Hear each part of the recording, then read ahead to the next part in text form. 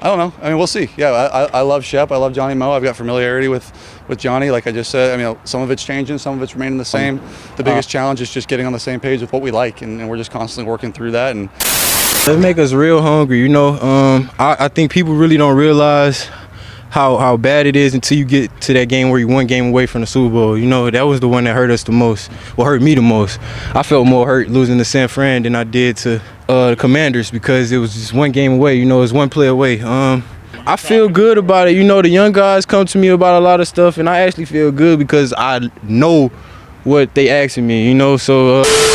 The Detroit Lions aren't just trying to win the NFC North anymore. They are officially looking to win the Super Bowl. That is the standard now, winning the Super Bowl. After a 15-2 season and a heartbreaking playoff exit, the team just didn't sit back. You know, losing Aiden Hutchinson, so many things going against them within the season. They still got very aggressive in the offseason. Of course, they lost a staple within the offensive line in Frank Ragnow. I am very curious on what all of you believe and think that will do to the offensive line. It has to have some impact, but I do know having a emotional rock like a Panay on the offensive line still, I understand that is still going to bode well for the offensive line.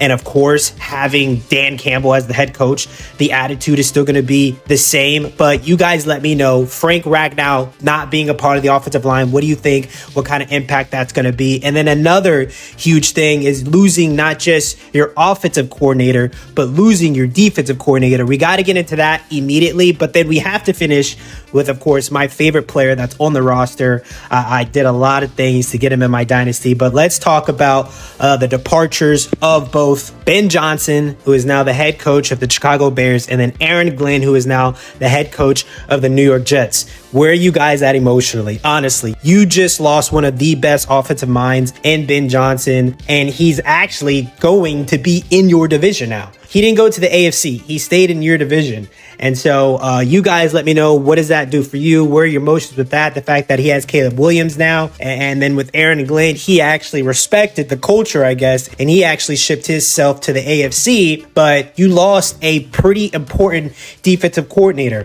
I did some research, and I understand that you guys did an internal upgrade, which I love, with Kelvin Shepard, who is the linebackers coach. And so he's already been around you guys in the building. He has learned already from Mr. Aaron Glenn. Therefore, I actually like that you guys stuck with a defensive internal approach.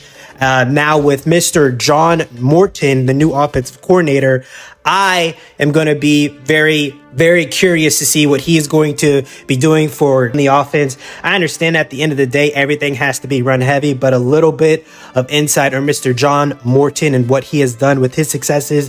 The Broncos passing game coordinator in 23 and 24, his rookie Bo Nix finished with a passer rating of 93.3, which was 13th in the league. And so for him to have a rookie quarterback, right, with the Denver Broncos, for him to have a rookie guy and do so well, I love that for him. He's taking over an offense where he can actually be more creative, where he can do more things. The Detroit Lions are the number one scoring offense with 33.2 points per game and the number two total offense with 409.5 yards per game. He has the opportunity to take over something very explosive. And so you guys let me know, what are your feelings on John Morton and Kelvin Shepard as your new offensive coordinator and as your new defensive coordinator? And real quick, before we talk about who I think the new offensive superstar of the offense will be, I need to very much hone in that if a Super Bowl is going to be in the grasp of the Detroit Lions, Mr. Aiden Hutchinson has to be at 100%. So I also want to hear from the Detroit Lions fans, you know, where is your heart with Aiden Hutchinson? Do you think he's going to be at 100% come week one? Should you guys sit him?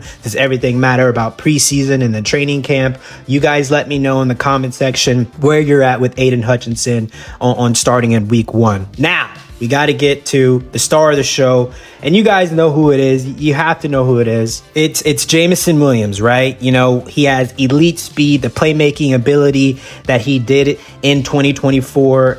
Everyone in Detroit believes that this is going to be the actual legitimate breakout season for Mr. Jameson Williams. And to understand, you look across the league, you see CeeDee Lamb and George Pickens in Dallas. You see Jamar Chase and T. Higgins in Cincinnati. There is no reason why Amon-Ra St. Brown and Jameson Williams can't be one of the top duos in the NFL. In order for that to be the case for the Lions, they need Jameson Williams to improve off of his 2024 season. There are some scary stats that I did not know. I had no idea that this young man was a part of. Jameson Williams averaged 17.3 yards per reception, which was the fourth highest in the NFL of all receivers, and 8.4 yards after catch per reception, ranked number 1 in the NFL, and had an explosive play rating of 117.4 and had 20 explosive plays of 20 plus yards, which was 8th in the NFL. I mean, this kid is just scratching the surface. He is now becoming that mature wide receiver. There were so many things last year about his maturity, if he was grasping the playbook, if he was able to play fast and think fast within the offense. And I think he showed a lot last year in that, yes, he can.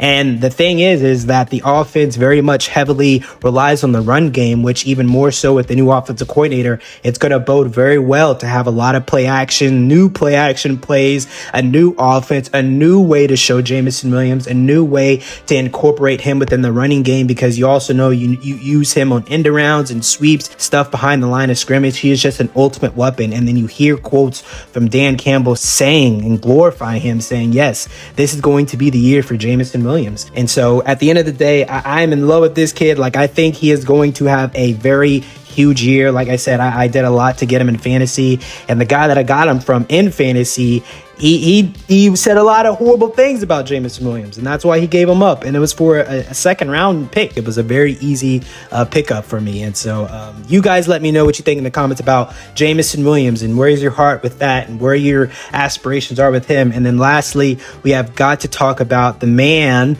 that is going to be giving the ball to Jameson Williams. He is losing Ben Johnson and Jared Goff, that is. His 2024 season was amazing. Passing yards, 4,629 yards, 4th in the NFL, 32 touchdowns, 9 interceptions, passer rating at a 101.1. And that's the thing, like, what's going to happen with Jared Goff? Is everything still going to be okay, hunky-dory with Jared Goff? We understand things were beautiful with Ben Johnson. But we also understand that Jared Goff used to have a history of being a guy that got shipped away. I believe and hope that without a shadow of a doubt that this new offensive coordinator, Mr. Morton, will still have Jared Goff relying on the run game, have them relying on Jahmyr Gibbs and David Montgomery. And I hope it's not a thing where they try to turn Jared Goff into a super all-star passer and make him become the superhero. No.